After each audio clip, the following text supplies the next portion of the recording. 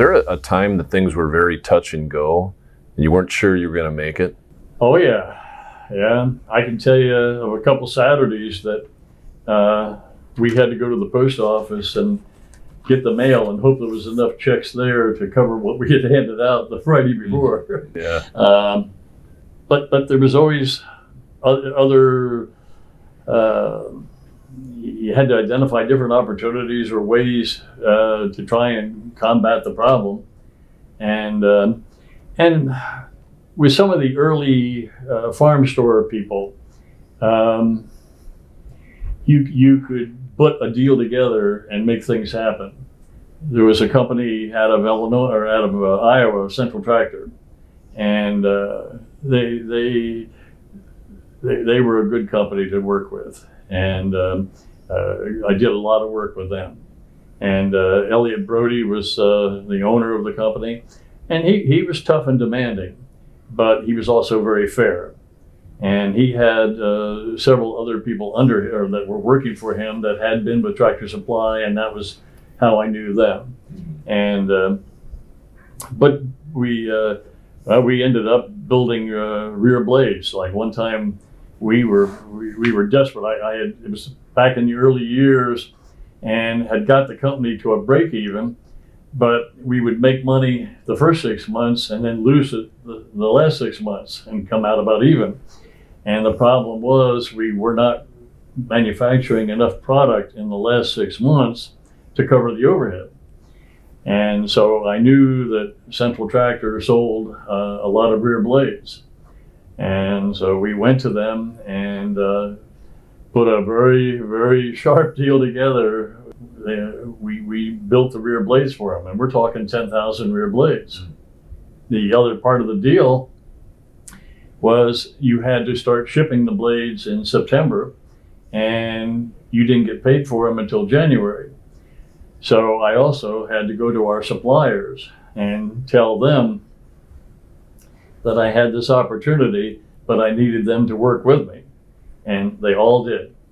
And so, tough time, but when in January came, we got the check, we paid everybody, and as a result, we ended up making some money because we were able to, instead of having to use the profit we had made in the first 6 months to subsidize and cover the overhead of the last 6 months, we were covering the overhead, and so therefore we could keep some of the profit. Yeah. So the suppliers don't do that. If that's a dividend of trust and relationships for years prior, right?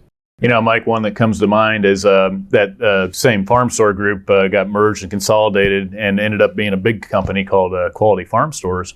And anyway, I graduated college in 2001, and that's when I joined Dad and Mike. And anyway, I think it was a week or 2 weeks after I got out of school, they filed bankruptcy and liquidated the company. And at that time, they were 35% of our business approximately. Yeah, right. And you talk about a huge hit. And then to top it all off, our labor union went on strike, and so they were standing on the street. So here we are, fresh out of college, and we're doing production work, working ungodly hours, just trying to get equipment out the door and service our customers. And luckily, it didn't last very long. It only lasted 3 weeks on the labor dispute. But the ramifications of that customer going bankrupt took us about 3 years to recover from. Wow. So anyway, that was a real quick wake up. Hey, you're in the real world now. Make a go of it. Yeah. Stepped right into the fire, right? Exactly. Was that the greatest touch and go challenge in company's history, or was there? We survived it, which is amazing. I mean, time we got all done, it cost us well over $800,000 between what we lost and the attorney fees and all that. It was serious and very significant. But at the same time, in the early years, it wasn't that kind of money, but we were still teetering on, are you going to keep the doors open? Yeah, 2001, he wasn't running to the bank on Saturday to cover payroll, but it was still a major hit. Yeah, I'd say the early years were definitely the most challenging for Dad. Another opposite end of the spectrum, in 2004, we exploded in growth. And that's when we first started doing a lot of contract manufacturing for a couple of companies. And that was my first year that I took over the plant and the purchasing.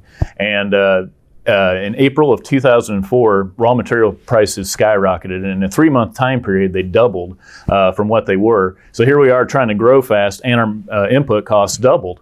And I learned a very valuable lesson later that summer. I ran the company out of cash. And you talk about struggles. And so it took us about 45 days to get back in line and get some cash flowing again. But that was a very valuable lesson too, is don't run out of cash.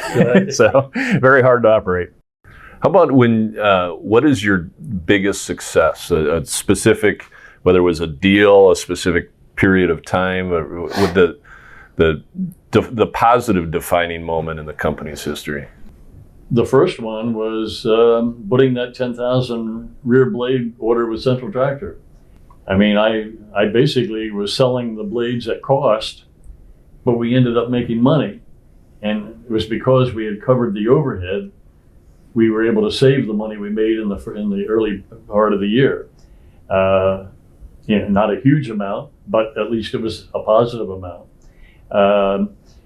The others, we've had several. We've also developed new products, and there's been several times we've had new products take off and do quite well. What were some of those specific products? Well, we were early on in developing a grapple rake, and it was kind of funny the way that worked out. We have a farm, or I have a farm in southern Missouri, which is some people would not call it a farm. It's pretty rough, very rough. And we were down there clearing some land, and Tim was down helping me. And he was using a front end loader with a pallet fork to pick up larger pieces of wood, unburned wood, out of an old burn pile. I was down on the ground picking up the small stuff. And he got done and came down alongside of me, and he was working beside me, and all of a sudden I saw him jerk his hand back, and a copperhead snake had struck at him. Missed. And so good reflex. We killed the snake, and the snake did not bite him. And but both of us agreed that we didn't like working down there with the snakes. So we came back and built the first grapple rake, and took it down there and tried it. And on the first model, I had the hydraulic cylinders were on the rear and on the outside. Tim was using it on the tractor to push a big tree into a burn pile, and another tree spun around and hit the hydraulic cylinder and bent it. So that kind of put us out of commission. So anyway, we took it back to the factory and had it sitting there waiting until we had time to make a new hydraulic cylinder. And my salesman at that time came to me, and he said, he says, we can sell those. And I said, well, really? I said, how many can you sell? Oh, he said, I can sell 80 or 100. And so, okay. And we needed the sales. So anyway, I had an engineer working for me at that time, and I already knew some changes that wanted to be made, and I told him what to make. He did that, and we went into production, and that first year we sold 400 of them. So that was kind of a neat good product. Deal. Came off need on the old farm. Yeah. Mm-hmm. Yeah, a lot of products that we've developed came out of necessity, whether it be at his farm or my farm. So anyway, we'll see something that we can improve or make better, and that's just one of the avenues we get ideas from. But I'd say one of our big success stories that we have as a team is our team of employees. We've got a great staff of people and a lot of longevity and tenure with the people we work with. And they're the reason we're successful. If it wasn't for them, we wouldn't be here. Yeah, and everybody works together. We've got Tim's right. We have an excellent team now. And they're all good people, good folks. And they're in there trying to make the company successful, and whether it's from order entry to trying to ship it properly out the back door and package it right. How did you achieve that culture?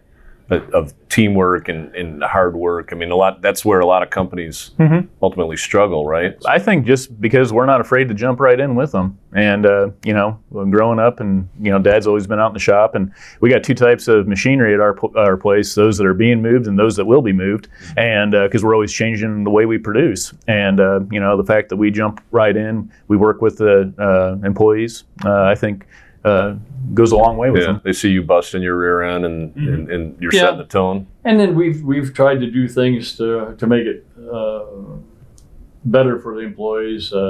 When I walked in there, the buildings were very old and we were, confined. Space was a premium. Here a few years ago, we wanted to build a new lunchroom for the employees, and we built a nice one. It's in an old building, but we built a nice air-conditioned lunchroom, made it big enough that we can even hold plant meetings and safety meetings. And I think the employees really like that, the fact that on breaks, especially in the summer, they can come to an air-conditioned spot and cool off, have their snacks or whatever, and go from there. And then the other reason, or how we were able to build our team, was just keeping them involved. We don't really run a dictatorship where we tell them what to do all the time. We actually invest in their thoughts and ideas, and they get to help in the process. And they get to take ownership of what we're doing, and it seems to work very well. Yeah, it's one thing that's made us successful, Mike, is that we've never sat still and just said, hey, this is good, let's just ride the wave. We're always developing our processes, investing in new technology, changing past practices to the most efficient way. And, that's what you got to do today to be in business. You always have to change, and don't be afraid of it. Tell us about some of the recent modernizations, expansions that you've done here. You've clearly made a very large investment in the future here in Litchfield and Worksaver. Tell us, someone who wasn't aware of this, tell us what you've done here in the last 5-6 years. Wow. In the last 5 or 6 years, in addition to putting additional storage buildings up for our raw material and our work in process, we've expanded our shipping department, doubled its size from 18,000 to 36,000 square feet. And now we're in the process of a office expansion. And Tim can speak a little bit more to that because that was a project that he spearheaded.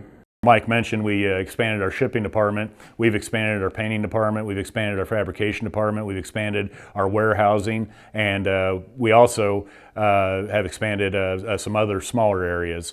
But all this time, we expanded and poured our money into the production, but the upfront, the office, was out of room. We were at 2,500 square feet and we were at full capacity, and we couldn't hire anybody to help assist with what the needs of the production are. So that's why last summer we went through and we completely gutted the offices and went from 2,500 square feet to 5,500 square feet, and now basically allow us to double our support staff up here. Very capital intensive business. Very capital. Yeah. In the old days, we could save money by laying employees off.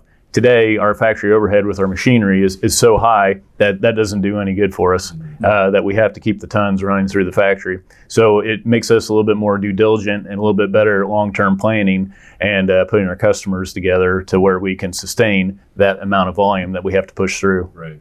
Yeah, that's the other lesson we've learned, that all this computer operated equipment is very nice, and when it works, it's fantastic. But when things slow down, the cost of just having that equipment there will just eat you alive. So if you buy that equipment, you have to keep it busy.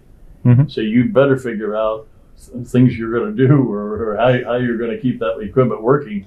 Whether you make any money or not, it becomes immaterial. It's just the fact that you can cover the cost of having that machinery there. Hi, I'm Tim Burenga, and I'm here with Mike Lester, and we're at the 2024 FEMA Supply Summit, and we're at the Supplier Showcase.